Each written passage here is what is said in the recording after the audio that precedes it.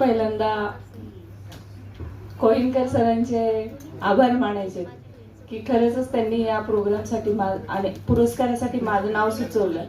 मी आतापर्यंत जवळजवळ माझे 10 ते 12 वर्ष झाले मी ऑल महाराष्ट्रातल्या ग्रामीण भागातल्या घरगुती महिलांपासून गिनीज बुक ऑफ रेकॉर्ड करणाऱ्या सर्व महिलांना 8 मार्च जागतिक महिला दिनाच्या निमित्ताने 51 महिलांना पुरस्कार देते दरवर्षी.